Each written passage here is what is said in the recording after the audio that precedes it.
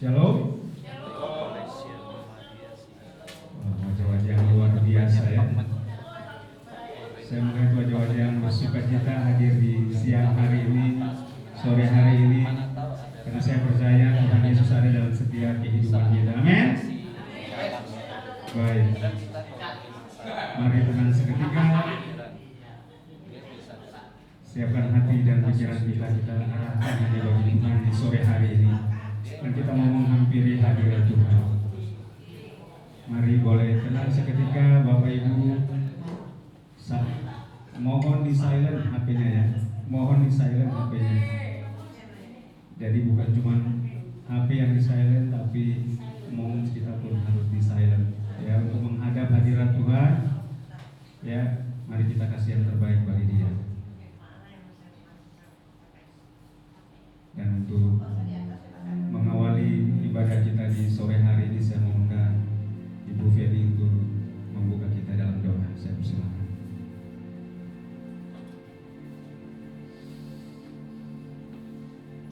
Selamat sore, mari saudara-saudara kita siapkan hati kita untuk kita masuk hadirat Tuhan. Ya, firman yang ditaburkan di hati kita bertumbuh, berbuah lebat, dan kita semakin hari semakin cinta kepada Tuhan. Bapa, di dalam nama Yesus kami mengucap syukur Tuhan, kami boleh berkumpul bersama hari ini. Semua Tuhan yang Kau sediakan bagi kami, kami terima di dalam nama Yesus. Berikan kami Tuhan hati yang menyembah memuji Kau. Berikan kami hati yang bisa menerima setiap firman itu hidup di dalam kehidupan kami, sehingga kami menjadi berkat dimanapun kami berada. Mari kuasai Tuhan seluruh area ini. Dalam tangan kasih-Mu Tuhan kami berdoa. Di dalam nama Yesus, amin. Mari kita tinggikan Dia, kita agungkan Dia, kita muliakan Dia. Kita bersyukur buat kebaikan Tuhan, anugerah Tuhan, pemurahan Tuhan dalam kehidupan kita.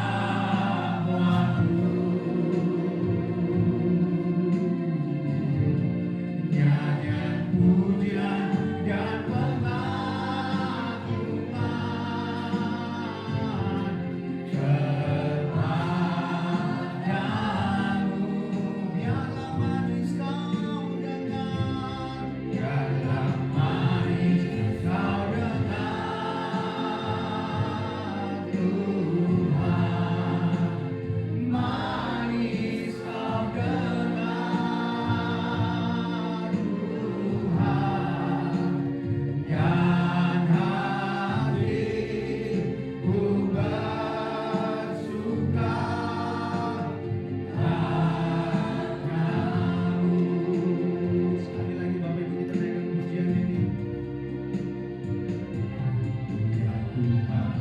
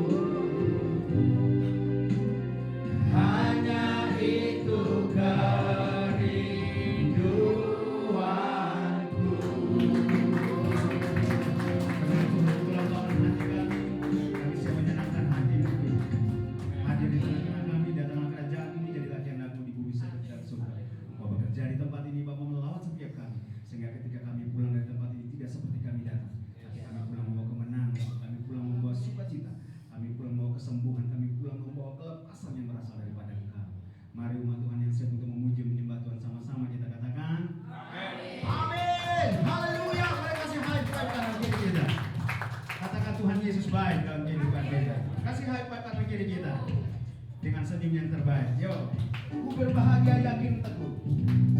Dia Yesus abadi dalam kehidupan kita. Amin. Sama-sama bertepuk tangan bagi dia.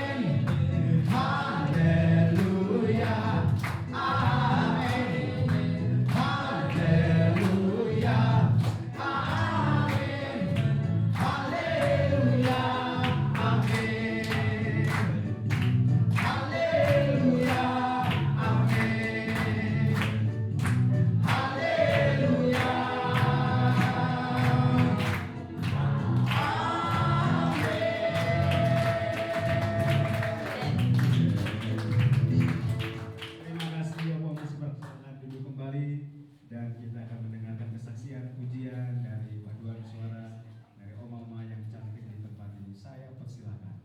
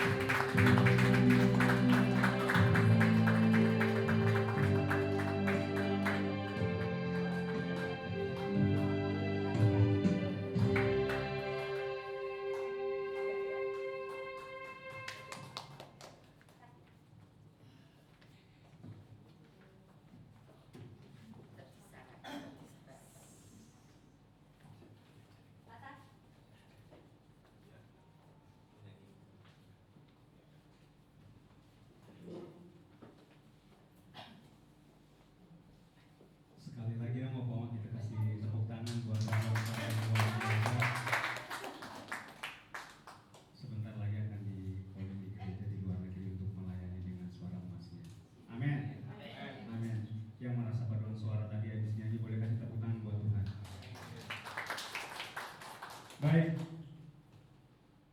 Berapa banyak yang merasakan akan kebaikan kasih Tuhan dalam kehidupannya?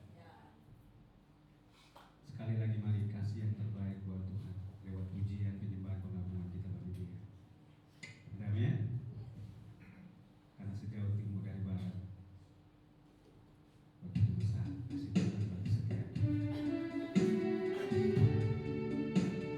Mari renungkan akan kebaikan kasih Tuhan bagi setiap kita.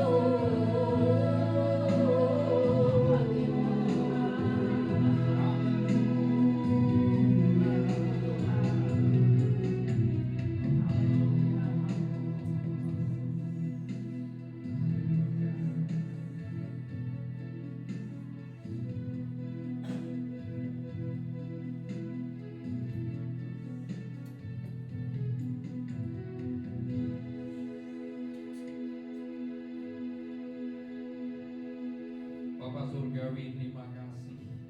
Kembali kami boleh ada beribadah sore hari yang indah ini di tempat yang Kau sudah sediakan.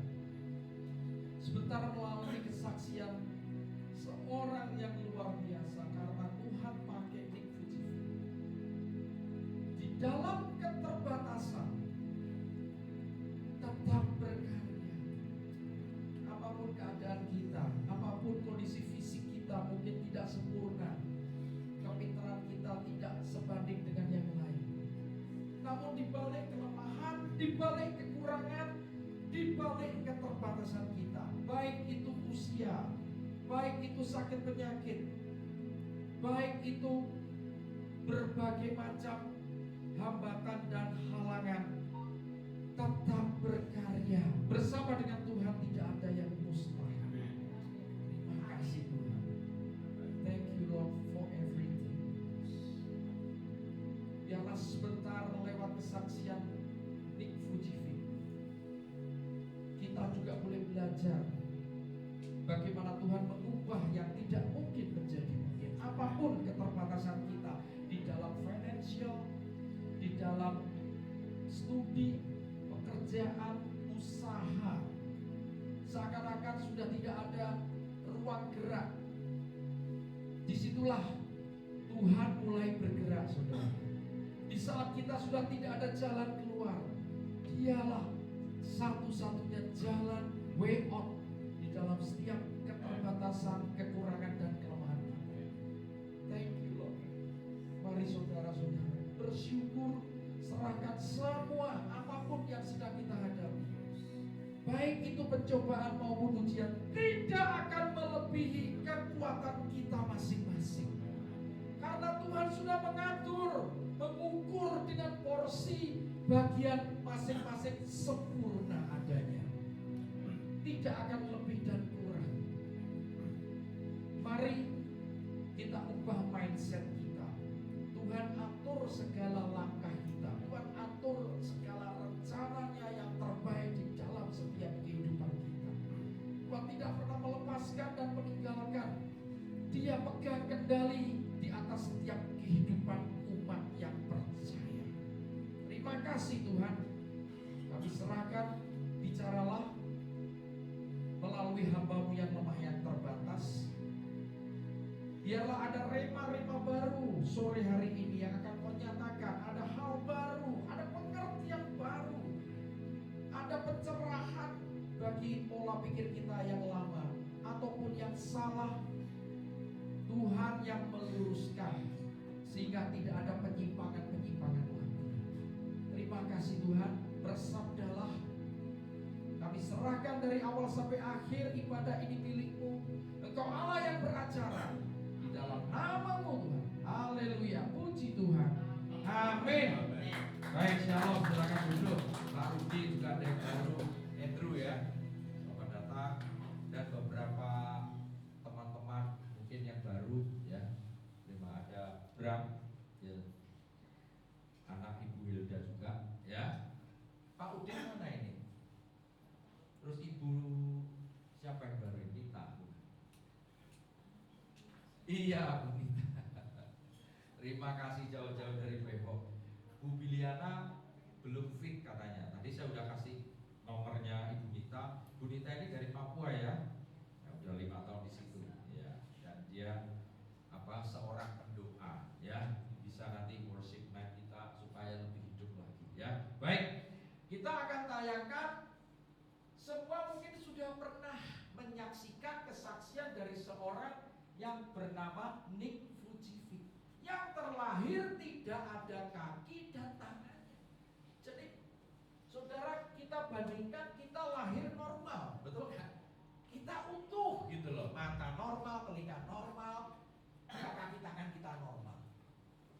Coba kita mau membayangkan kalau amin kita jadi dia, kira-kira reaksi yang kita lakukan apa? Jujur, marah, kecewa, pastinya dengan Tuhan, bukan cuma dengan orang tuanya. Kenapa aku harus dilahirkan dalam keadaan seperti ini?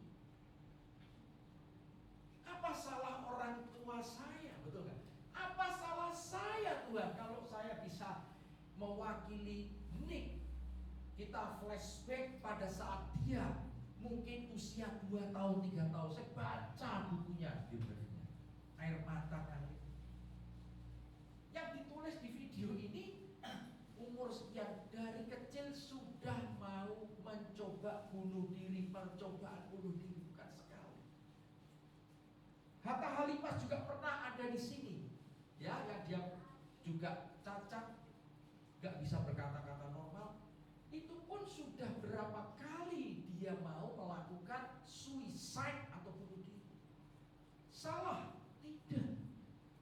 Karena Tuhan mengizinkan adanya penderitaan, adanya kesulitan, karena manusia terbatas akibat dosa yang harusnya tidak terbatas. Di Taman Eden kilas balik, kalau manusia Adam Hawa tidak berdosa, tidak ada hal seperti ini, ya, tidak ada. Semua normal. Karena manusia roh, bukan daging yang sifatnya terbatas, yang lemah. Ya, kita lanjutkan. Videonya mungkin bisa ditayangkan ya, sebelum saya masuk. Baik, Jika ingin melihat bukti bahwa Tuhan benar-benar Maha Adil, maka berkacalah pada kisah dari seorang pria yang bernama Nick Vujicic. Meskipun ia terlahir tanpa tangan dan kaki, namun ia berhasil menjadi inspirasi bagi banyak orang di dunia. Nick Vujicic lahir di sebuah rumah sakit di kota Melbourne pada tanggal 4 Desember 1982. Orang tuanya sangat terkejut ketika melihat keadaan putra mereka yang lahir tanpa 2 lengan dan 2 kaki. Menurut dokter yang menanganinya, Nick terkena penyakit tetra amelia yang sangat langka. Kondisi ini kontan membuat ayah dan ibunya bertanya-tanya dalam hati, kesalahan besar apa yang telah mereka perbuat hingga putranya terlahir tanpa anggota-anggota tubuh. Tak jarang, mereka menyalahkan diri sendiri atas keadaan Nick. Ayah dan ibu Nick terus merawat putranya tersebut dengan penuh kasih sayang. Biarpun cacat tubuh, ia tetap tumbuh kuat, sehat, dan ceria, sama seperti anak-anak lainnya. Mereka mulai bisa menerima keadaan putranya, mensyukuri keberadaannya, dan segera mengajarinya untuk hidup mandiri. Nick memiliki sebuah telapak kaki kecil di dekat pinggul kirinya. Sang ayah membimbingnya untuk berdiri, menyeimbangkan tubuh, dan berenang sejak Nick berusia 18 bulan. Dengan tekun dan sabar, sejak usia 6 tahun, Nick belajar menggunakan jari-jari kakinya untuk menulis, mengambil barang, dan mengetik. Kini, Nick menyebut telapak kakinya yang berharga itu sebagai my chicken drumstick. Agar bisa hidup lebih mandiri, kuat secara mental, dan bisa bergaul dengan luas, ibu Nick memasukkan putranya ke sekolah biasa. Segera saja Nick menyadari bahwa keadaannya sangat berbeda dengan anak-anak lainnya. Ia juga mengalami berbagai penolakan, ejekan, dan gertakan dari teman-teman sekolahnya. Hal ini membuatnya merasa begitu sedih dan putus asa. Pada usia 8 tahun, Nick sempat berpikir untuk mengakhiri hidupnya. Namun kasih dan dukungan orang tuanya serta hiburan dari para sahabatnya mampu membuat Nick mengenyahkan pikiran tersebut. Ia menjadi lebih bijaksana dan berani dalam menjalani kehidupan. Pada suatu pagi saat usia 12 tahun, Nick mendapat pengalaman tak terlupakan. Saat bangun dan membuka matanya, tiba-tiba saja ia menyadari betapa beruntungnya dirinya. Ia sehat serta punya keluarga dan para sahabat yang menyayanginya. Ia juga hidup dalam keluarga yang berkecukupan. Sewaktu masih kecil, Nick sering berdoa memohon tungkai dan lengan pada malam hari, hingga menangis sampai tertidur dan berharap saat bangun, tungkai dan lengannya akan muncul secara ajaib. Namun siapa sangka dengan keterbatasan yang dimilikinya, Nick Vujicic dapat melakukan aktivitas sehari-hari seperti layaknya orang normal. Nick mampu menjalani hidup dengan caranya sendiri. Pada suatu saat ketika membaca surat kabar, Nick dan ibunya menemukan sebuah artikel yang sangat menggugah jiwanya. Artikel itu berkisah tentang seorang pria cacat tubuh yang mampu melakukan hal-hal hebat, termasuk menolong banyak orang. Untuk meraih mimpinya, Nick belajar dengan giat. Otak yang encer membantunya untuk meraih gelar sarjana ekonomi, bidang akuntansi, dan perencanaan keuangan pada usia 21 tahun. Pada tahun 2005, Nick Vujicic membuat Life Without Limbs yang merupakan sebuah organisasi non-profit internasional tentang pelayanan. Tujuan organisasi tersebut adalah untuk berbagi harapan dan cinta sejati yang dialaminya kepada orang-orang di seluruh dunia. Tercatat sudah 69 negara dikunjungi dalam usahanya mencapai tujuan bersama Life Without Limbs. Selain organisasi non-profit, Nick membuat perusahaan motivational speaking bernama Attitude is Altitude atau yang disingkat AIA. Pada Agustus 2011, AIA merilis sebuah lagu solo dan video musik berjudul Something More yang digawangi oleh Nick sendiri. Hingga kini, Nick telah menerbitkan kurang lebih 8 buku. Buku pertamanya, Life Without Limits, tahun 2007, sudah diterjemahkan ke dalam lebih dari 30 bahasa. Salah satunya adalah bahasa Indonesia. Buku-buku Nick lainnya juga sudah diterjemahkan ke dalam bahasa Indonesia. Di antaranya adalah Stand Strong tahun 2010, Unstoppable 2012, Limitless 2013, dan Be the Hand and Feet 2018. Ia sudah berkeliling ke lebih dari 24 negara di 4 benua termasuk Indonesia untuk memotivasi lebih dari 2 juta orang khususnya kaum muda. Pada saat itulah saya menyadari bahwa Tuhan memang menciptakan kita untuk berguna bagi orang lain. Saya memutuskan untuk bersyukur, bukannya marah atas keadaan diri sendiri. Saya juga berharap suatu saat bisa menjadi seperti pria luar biasa itu, yakni bisa menolong dan menginspirasi banyak orang. Demikian ujar Nick dalam sebuah wawancara. Nick Vujicic menikah dengan seorang wanita keturunan Jepang bernama Kanai Miyahara pada tanggal 12 Februari 2012. Kanai Miyahara bertemu dengan Nick Vujicic ketika Nick berada di Texas pada tahun 2008. Ketika mengisi sebuah acara di mana ia sebagai pembicara. Dari pernikahannya tersebut, keduanya sudah dikaruniai seorang anak. Mungkin sosok Nick bisa kita jadikan sebagai inspirasi. Dengan keterbatasan diri mulai dari lahir, banyak sekali kesuksesan dan hal yang bisa diperbuat untuk pencerahan ribuan orang yang diberikan motivasi. Tidakkah kita tergerak untuk melakukan lebih karena Tuhan menciptakan kita sebaik mungkin? Bila belum bisa memahami makna pemberian dan karunia dari Tuhan Sang Pencipta alam, mungkin kita akan berprasangka buruk padanya. Kenapa kok ada yang terlahir ke dunia tidak sempurna selayaknya manusia lain? Apakah Tuhan tidak adil? Bila kita beriman padanya, kita tetap akan mengatakan Tuhan Maha Adil, Zat yang paling adil. Semua hal apapun tidak mungkin terjadi tanpa sepengetahuan dan kehendak Tuhan. Tuhan Maha mengerti apa yang terbaik bagi umatnya. Oleh karena itu, apa yang kita miliki, apapun kondisinya, itulah yang terbaik bagi kita saat ini. Jika ingin melihat bukti bahwa Tuhan... Ya, baik. Sekilas kita sudah menyaksikan, fokusnya jangan di dalam kelemahan atau cacat yang dialami oleh Nick, tapi bagaimana Tuhan bekerja dahsyat, memberikan kekuatan, memampukan kaki. Saudara bisa bayangkan bagaimana kaki kita nulis, betapa capeknya otot-ototnya. Saya percaya Tuhan yang melatih sehingga dia bisa berkarya, bisa menghasilkan 8 buku. Tidak mudah.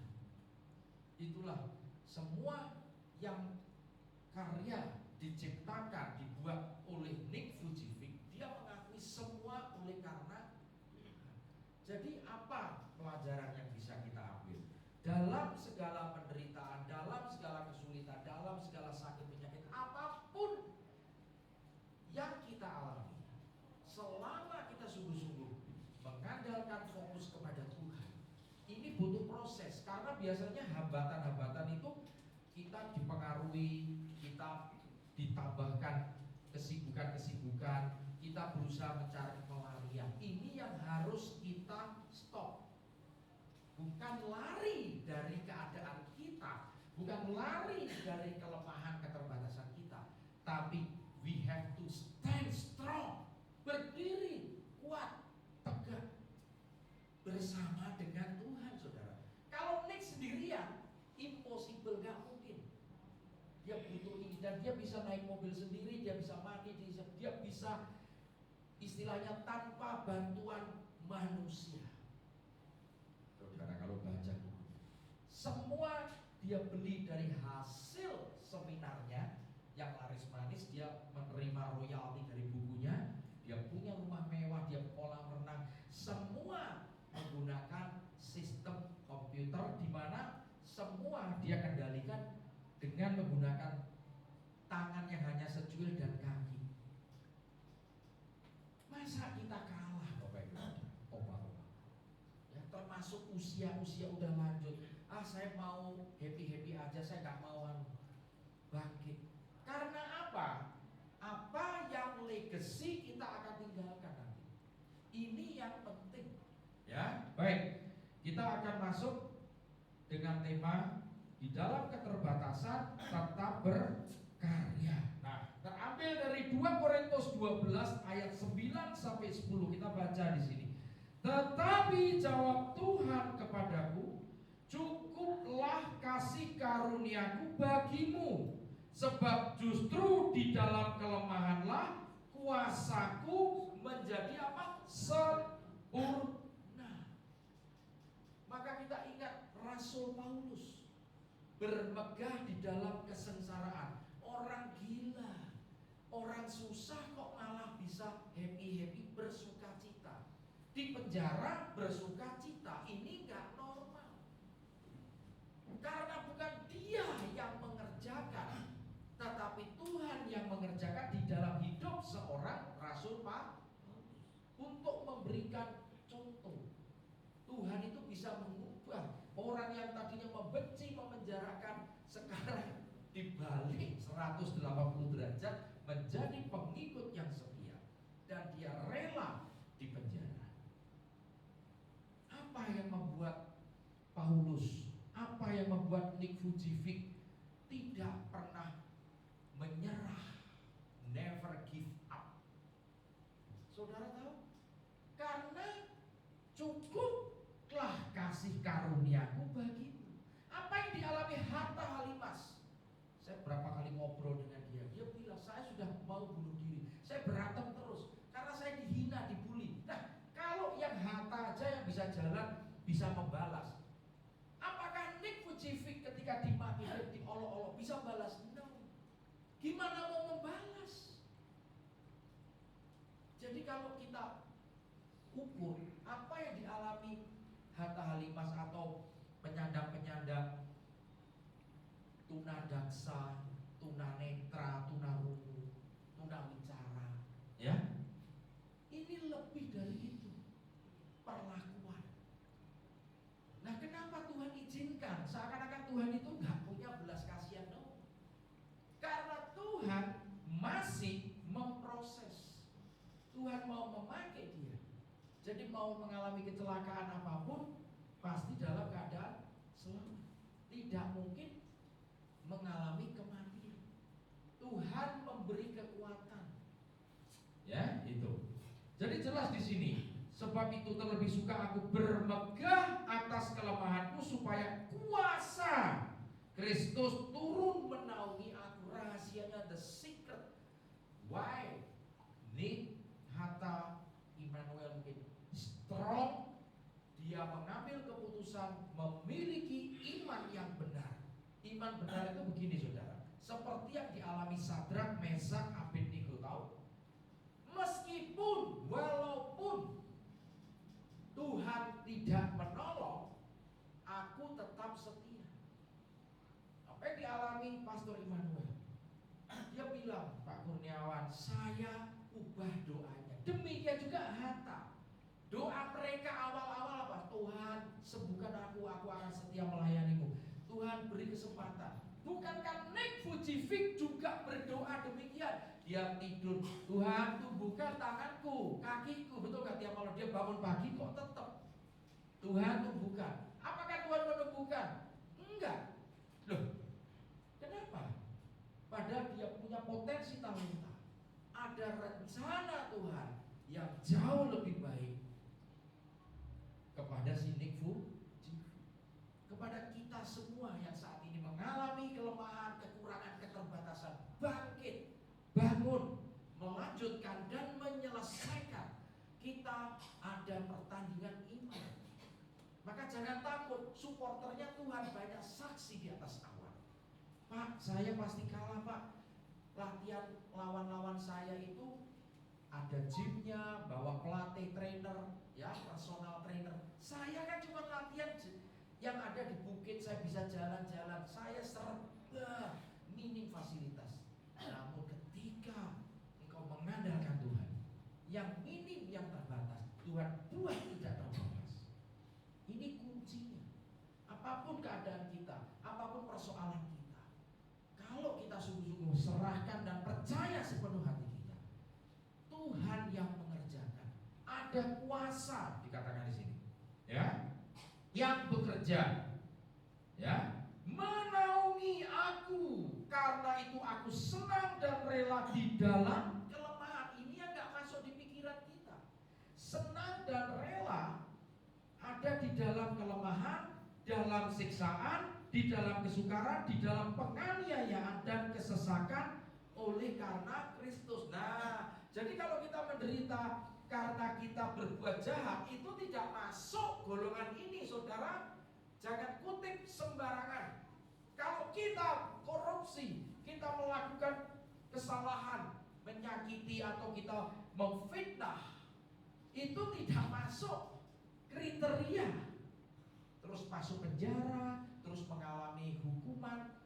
Yang dimaksud adalah ketika kita melakukan kebenaran, ketika kita melakukan kehendak Tuhan, dan kita menanggung penderitaan, itulah yang masuk kriteria. Penderitaan yang kita alami adalah penderitaan benar di mata Tuhan. Jadi kita harus berpikir cerdas, apa yang saya lakukan, kenapa saya terjadi begini Tuhan. Akibat perbuatan ada konsekuensi, betul? Nah, kalau kita sudah mengaku, that's it, ya, kita diampuni, kemudian kita menanggung konsekuensi penderitaan, hukuman, itu adalah bagian yang memang harus kita tanggung. Jadi jangan pernah menyerah, jangan pernah berputus asa. Ketika kita tetap setia kepada Tuhan, seperti Sadrak, Mesak, Abednego, yang terjadi apa? Kuasa Tuhan turun. Api kemuliaan Tuhan ada di dapur api bikinan manusia. Jelas kalah, api surga jauh lebih powerful. Mati, api dunia tidak akan menghanguskan mereka, karena api kemuliaan melingkupi Sadrak, Mesak, Abednego. Bahkan ada satu orang lagi, dia lihat di perapian ada 4 manusia. Siapa yang satu ini? Ya, gak penting saudara. Bisa Yesus, bisa malaikat. Yang penting yang satu itu pasti penghuni surga. Paham? Tapi apa maknanya? Mereka taat, mereka setia, mereka tidak mau menyembah berhala, mereka tidak mau melakukan pelanggaran perintah Tuhan, karena mereka mengasihi Allah. Jika kamu mengasihi aku, maka patuhi semua perintahku, lakukan. Ya, jelas ya? Karena Kristus, karena melakukan kebenaran, karena tidak mau kompromi dengan dunia ini, kita menderita. Kita disingkirkan di dalam pekerjaan juga. Ayo dong, kamu orang baru, markup aja harganya misalkan. Toh kita akan bagi. Ini sudah berjalan puluhan tahun. Kamu jangan jadi pahlawan, oke? Paham? Ini sering terjadi. Lah terus bagaimana Pak? Kita melakukan yang benar, kita disingkirkan. Kalau kita tidak mau menuruti kompromi dengan cara dunia. Pilihan di tangan kita. Life is a choice. Hidup adalah pilihan Bapak Ibu. Jadi kalau kita hanya membela beberapa uang, okelah sekian juta, tapi di mata Tuhan kita ternoda bercoba. Ini harus jadi pemikiran. Kenapa sih Tuhan mengurusi hal yang kecil? Karena Dia mengasihi kita. Dia adalah yang menciptakan kita. Dia tahu setiap isi hati kita. Dia tahu isi pikiran kita. Maka Dia mau memberikan kekuatan. Dia tahu saat-saat kita down. Dia mengerti. Dia peduli apapun yang sedang kita hadapi dan alami. Tuhan tidak pernah meninggalkan kita. Tuhan tidak pernah membiarkan kita berjalan sendirian. Tidak. Dia tetap setia menyertai kita. Walaupun kita tidak merasa ada Tuhan. Akibat kecewa, akibat kepahitan. Nah, mari kita stop. Kita akan lanjutkan apa yang bisa kita kerjakan. Manusia memang terbatas, jujur, semua terbatas dan lemah. Itu betul di dalam dunia. Kita dibatasi usia, betul gak bisa selamanya di dunia. Kita dibatasi oleh kesehatan kita, bisa menurun makin merosot. Ya, kita juga makin lemah, tidak sekuat pada waktu kita usia muda. Nah, maka Tuhan tahu kekuatan manusia itu terbatas. Kita baca Wahyu 3 ayat 8. Ayat ini meneguhkan, memang kita terbatas, kita lemah. Aku tahu segala pekerjaanmu, lihatlah, aku telah membuka pintu bagimu yang tidak dapat ditutup oleh seorang pun. Aku tahu, perhatikan, bahwa kekuatan kita manusia tidak seberapa, namun karena engkau menuruti firman-Ku dan engkau tidak menyangkal nama-Ku, Tuhan perhitungkan. Jadi Tuhan sangat tahu keterbatasan kita, kekurangan kita sering ngeluh, kita sering lemah, itu tahu. Nah, Tuhan hanya ingin jangan fokus di dalam kelemahan, keterbatasan kita. Seperti ini, kalau dia bandingkan dengan yang lain, dia pasti down, dia pasti drop. Dia nggak mungkin punya semangat, dia nggak mungkin bisa menciptakan dan nggak mungkin diundang 24 negara untuk memberikan seminar, untuk menginspirasi, memotivasi jiwa-jiwa generasi muda. Tuhan pakai, Tuhan tinggikan. Tapi seberapa lama Nick harus mengalami dibully, dihina, dicaci maki, diolok-olok. Saudara harus tahu itu proses. Bukan melihat waktu dia diangkat. Dia selalu ingat proses awal sampai dia menjadi diangkat oleh Tuhan. Semua ada waktu dan prosesnya. Ya, jadi jelas kekuatanmu tidak seberapa. Ya Tuhan, aku memang terbatas, aku lemah. Akui di hadapan Tuhan. I need you Lord more than ever. Aku butuh kamu lebih dari semuanya. Men, ya. Ini kuncinya, dan mampu terpelaku melewati yang terbatas. Ada 4 rahasia. Yang pertama, kita akan membahas, kita harus tekun setiap menantikan yang namanya Tuhan. Kita bukan berharap kepada manusia. Saya kasih ayat lain. Diberkatilah orang yang mengandalkan Tuhan, terkutuklah orang yang mengandalkan manusia. Nah, udah jelas kenapa Pak? Manusia udah tahu, tapi yang diandalkan ya seakan-akan Tuhan, padahal bukan. Jadi Tuhan itu tahu isi hati kita, Bapak Ibu Saudara. Jadi tadi kan banyak karena kasih, ya, karena cinta yang diberikan kedua orang tuanya. Itulah yang membuat Nick Vujicic bangkit kembali. Amin. Kasih itu yang terbesar. Baru imannya muncul, pengharapan muncul. Ya, iman, kasih dan pengharapan. Kita perhatikan Yesaya 40 ayat 31. Tetapi orang-orang yang menanti-nantikan Tuhan mendapat kekuatan baru, new strength. Mereka seumpama raja wali yang naik terbang dengan kekuatan sayapnya. Mereka berlari dan tidak menjadi lesu. Mereka berjalan dan tidak menjadi lelah. Saudara bayangkan burung raja wali itu bisa terbang tinggi kalau ada apa? Badai. Jadi dia nunggu badai, Bapak Ibu. Orang menghindari lari, ini ada angin ribut, ada angin, malah dia mendatangi badai. Kenapa? Supaya dia bisa melewati badai. Pelajaran apa dari seekor burung raja wali? Tuhan menciptakan semua untuk kita pelajari, supaya kita melihat burung aja, ciptaan yang jauh dari manusia, lebih mulia manusia, bisa terbang tinggi melewati badai. Bagaimana dengan kita yang ciptaan yang paling mulia? Mari ini menjadi renungan sore hari ini, ya. Mereka berlari tidak menjadi lelah, mereka berjalan tidak menjadi capek. Jadi mereka, kita orang-orang yang mengharapkan, menanti-nantikan Tuhan, bukan mengandalkan manusia, fokus kepada Tuhan, Bapak Ibu. Arahkan, konsentrasikan, pusatkan. Directing, concentrating, centering. 3 hal itu baru kita ngomong fokus.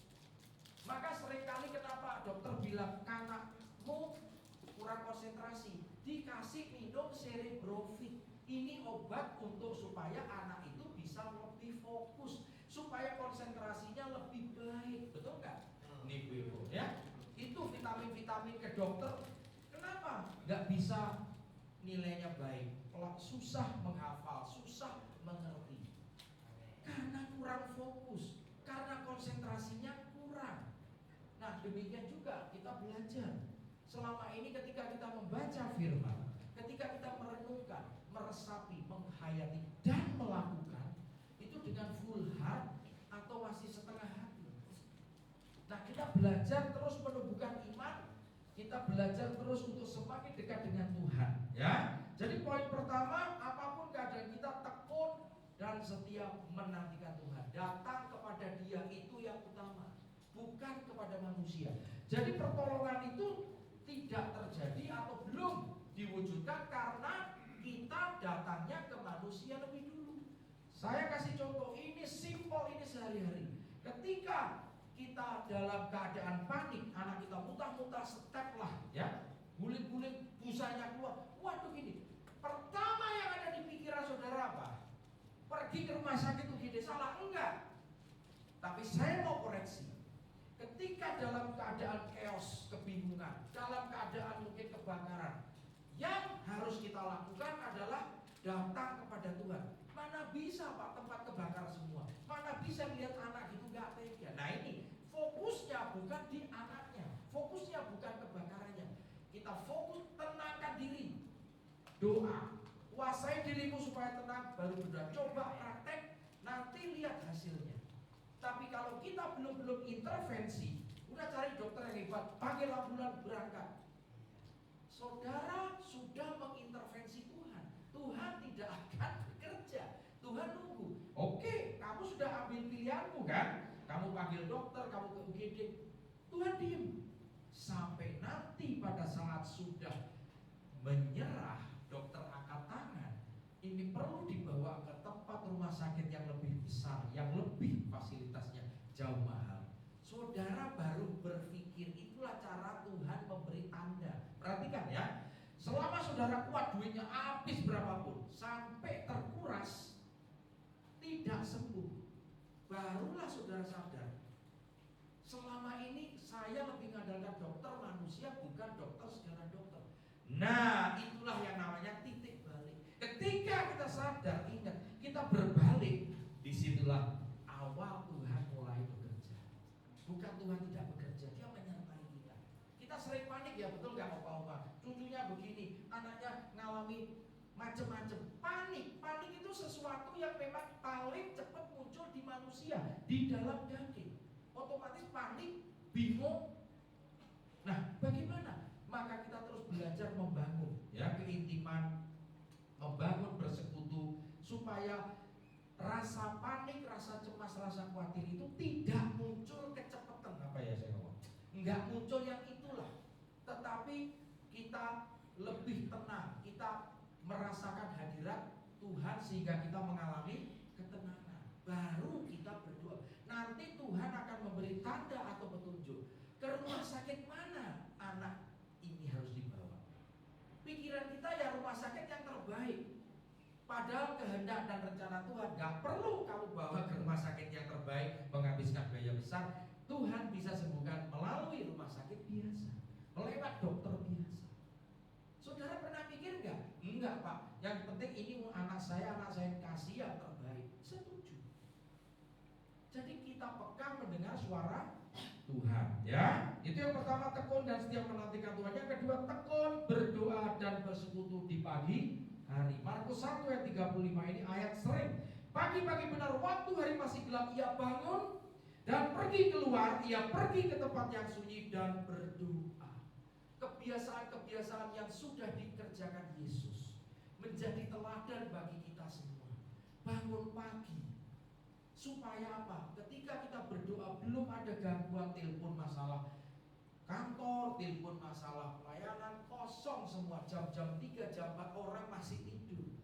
Tapi kita rela bangun pagi, itu salah satu bentuk bahwa kita untuk membuktikan lebih mengasihi Tuhan. Kita taati perintahnya Tuhan, kita ikuti apa yang Yesus kerjakan dari Markus 1 ayat 35.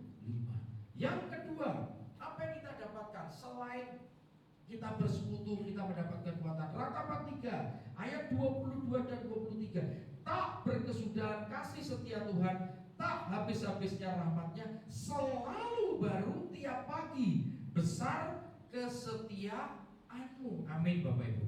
Tidak pernah berkesudahan kasih setia. Jadi rahasia Rasul Paulus, rahasia Nick Vujicic dan orang-orang yang dalam keadaan kekurangan, dalam keadaan keterbatasan, cacat fisik, dia bisa melakukan melebihi manusia normal. Karena apa? Inilah selalu baru setiap pagi, ya, kasih setia Tuhan. Ayat lain, aku bersyukur Tuhan baik, bahwasanya kasih selama-lamanya. Jadi kita butuh kasih, saudara. Kita butuh cintanya Tuhan, cinta yang sempurna untuk bisa terjadi healing, pemulihan. Tadi pagi tema saya, Tuhan yang memulihkan keluarga. Betul. Kasih itu yang utama, yang keluar, bukan yang lain. Nah, ini yang harus kita dapatkan di pagi hari. Maka 2 ayat tadi itu meneguhkan kita untuk kita mendapatkan kasih yang lebih, supaya kita bisa gunakan untuk kita bisa menyelesaikan semua urusan dari pagi, siang, sore hingga malam. Apakah bisnis, apakah pekerjaan kantor, apakah pelayanan. Karena kita pasti berpotensi konflik dengan sesama manusia. Ini yang kita butuhkan, kasih. Kalau pagi-pagi benar kita sudah di-charge, kasihnya diisi full, ketika kita disakiti, ketika kita dihina, karena kita punya modal kasih yang banyak, kita responnya benar, paham? Tapi kalau kasihnya kita makin kurang, udah sore, udah capek, udah bermasalah dengan A ditambah masalah B, kasihnya turun, stamina kita turun. Yang terjadi apa? Emosi keluar, daging kita muncul. Itu, paham? Jadi Nick Vujicic itu jelas mendapatkan kasih sayang yang utama dari Tuhan, kemudian orang tuanya, supaya dia merasa apapun si Nick itu di mata orang tuanya itu adalah berharga. Maka selalu saya ngomong, kita di mata Tuhan itu berharga sempurna, tidak memandang cacat lemah kita. No. Karena yang dilihat apa? Roh yang ada di dalam hati. Tuhan melihat hati. Allah mencurahkan kasih juga ke dalam hati manusia. Amin. Ya. Jadi jelas di sini. Oke, yang ketiga, tekun renungkan, resapi, hayati dan lakukan firman setiap hari. Mazmur 1 ayat 1 sampai 3. Di sini jelas. Berbahagialah orang yang tidak berjalan menurut nasihat orang fasik, yang tidak berdiri di jalan orang berdosa, dan yang tidak duduk di dalam kumpulan pencemooh. Jadi kita harus meninggalkan zona nyaman kita. Kita punya komunitas karaoke, kita punya komunitas minum-minuman, kita punya komunitas yang tidak sehat, yang tidak membangun rohani. Berani nggak kita keluar? Seperti yang dialami artis Reno Sulberti. Cara Tuhan itu nggak habis dipikir. Mereka sudah bertahun-tahun selalu happy bareng, ya, nyabu bareng, pokoknya mereka happy. Tapi hari itu, this is the day, itu harinya Tuhan. Dia ribut dengan salah satu teman sahabatnya, bukan teman biasa. Hal sepele, tapi mereka semua menyalahkan artis Reno. Dia bingung. Biasanya kita konflik kan, udahlah, kita ini udah teman, kita ini sohib, masa masalah kecil gini ribut, udah damai. Biasanya selalu dan selesai. Tapi hari itu Reno seakan-akan mau terus ditekan, dipres. Ada apa di balik itu? Itulah cara Tuhan sehingga dia keluar dari komunitas sampai sekarang. Nah, kita belajar dari pelajaran-pelajaran pengalaman orang supaya kita bisa aplikasikan di dalam kehidupan kita. Berani nggak kita tinggalkan komunitas kita yang tidak benar? Nah, ayat 2 berkata, tetapi kesukaannya barulah kerinduan kesukaan Taurat Tuhan, dan yang merenungkan Taurat itu siang dan malam. Ia seperti pohon yang ditanam di tepi aliran air, yang menghasilkan buahnya pada musimnya, dan yang tidak layu daunnya. Apa saja yang diperbuatnya berhasil. Jadi firman itu solusi dari semua masalah kita. Solusi muncul kalau firman itu hidup. hidup kalau firman itu menjadi rema, bukan logos pengetahuan yang kita baca, tetapi hidup sehingga membuat kita kuat, sehingga membuat kita tenang, sehingga kita bisa mengambil keputusan yang benar, ya. Jadi akhirnya apa? Menghasilkan berbuah pada musimnya, dan yang tidak pernah layu daunnya. Apa saja yang diperbuatnya berhasil. Itu akibat karena kita tinggalkan zona nyaman kita membangun relasi dengan Tuhan, kita punya komunitas yang baik, kemudian kita rajin merenungkan firman siang dan malam, kita praktek firman, bukan hanya mendengar, jadilah pelaku firman, maka akan menghasilkan buah-buah seperti yang Tuhan kehendaki. Ya, ini tidak pernah layu, apa saja diperbuat berhasil. Yosua 1 ayat 8 ini juga tegas. Di sini dikatakan jangan kau lupa, karena kita sering lupa. Kalau ada perintah jangan kamu lupa, berarti kita sering lupa. Memperkatakan kitab Taurat ini, tapi renungkanlah siang dan malam, supaya engkau bertindak hati-hati sesuai dengan segala yang tertulis di dalamnya. Sebab dengan demikian perjalananmu akan berhasil dan engkau akan beruntung. Berhasil menyelesaikan satu masalah kepada masalah lain, bukan berhasil mengumpulkan kesuksesan secara dunia, tapi berhasil maknanya menyelesaikan solusi pertama, solusi kedua, setiap persoalan masalah kita satu persatu. Tuhan yang membereskan, Tuhan yang menyelesaikan. Amin, saudara. Bukan kita, karena kita udah gak bisa apa-apa. Semua seakan-akan buntu. Kenapa seakan-akan buntu? Karena padahal gak buntu. Karena ketika kita menemukan kunci, tadi dikatakan membuka pintu utama, maka kunci lain akan terbuka otomatis. Ya, ini jelas ya. Dan beruntung dalam segala keadaan, kita kejepit, kita terpojok, Tuhan punya 1001 cara untuk menolong kita. Selalu ada keberuntungan bagi setiap orang yang sungguh-sungguh percaya dan menyerahkan semua ke dalam tangan Tuhan. Yakobus 1 ayat 22. Tetapi hendaklah kamu menjadi pelaku firman dan bukan pendengar saja, sebab jika tidak demikian kamu menipu diri sendiri. Sudah diingatkan lagi. Yang keempat terakhir, saudara, jangan fokus dan pandang pada kelemahan. Tadi sudah saya sampaikan, kalau kita fokus terus, saya cuma lulusan SD, saya gak punya pengalaman, mana mungkin. Nah, ketika kita makin fokus kepada diri kita, terjadilah dengan cara pandang kita.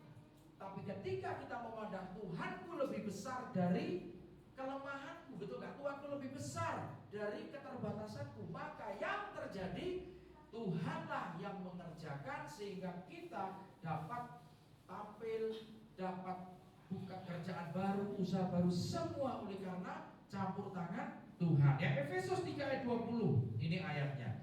Bagi dialah yang dapat melakukan jauh lebih banyak daripada kita yang doakan dan pikirkan. Kita terbatas, yang kita pikirkan, yang kita doakan belum tentu sama dengan kehendak Tuhan. Nah, persoalannya bagaimana? Nah, ini tadi langkah-langkah itu. Kita fokuskan terus kepada Tuhan. Kita melihat dari cara pandang Tuhan, bukan cara pandang dunia. Belajar menggeser pola pikir kita yang keliru, kita ubah supaya kita dapat menjalani kehidupan sesuai dengan kehendak dan rencana Tuhan. Amin, Bapak Ibu ya. Jadi ada kuasa yang lebih bekerja di dalam diri kita, seperti di dalam kelemahan. Kuasaku sempurna terjadi. Justru ketika kita mengaku lemah, ketika kita mengaku terbatas, ketika kita mengaku tidak bisa berbuat apa-apa, disitulah tangan Tuhan turun tangan. Ketika kita mengangkat kedua tangan sesuai dengan apa yang Tuhan mau, Dia turun tangan dan segera melakukan pertolongan. Amin, Bapak Ibu Saudara. Bapak Surgawi, terima kasih Bapak telah menyampaikan pesan-Mu. Di dalam keterbatasan, apakah usia, apakah mungkin fisik kita makin lemah, mari saudaraku tetap berkarya. Tuhan memberi kekuatan. Bahkan seorang Abraham yang usianya sudah tua, bahkan Musa, Tuhan pakai dia. Jangan batasi kuasa Tuhan. Dia bisa bekerja melampaui segala akal budi kita, karena Dialah Allah yang maha kuasa. Dia besar dari setiap persoalan dan masalah yang sedang kita hadapi.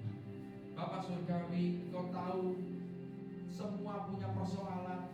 Ada yang mengalami sakit penyakit, ada yang mengalami masalah rumah tangga, pekerjaan, ekonomi, sakit penyakit apapun Tuhan. Saat ini kami serahkan semua ke dalam tangan-Mu.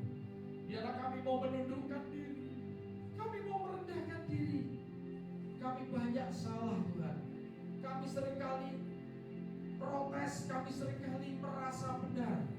Ampuni kami Tuhan. Saat ini kami menghadap Engkau, kami membawa semua yang ada di tempat ini.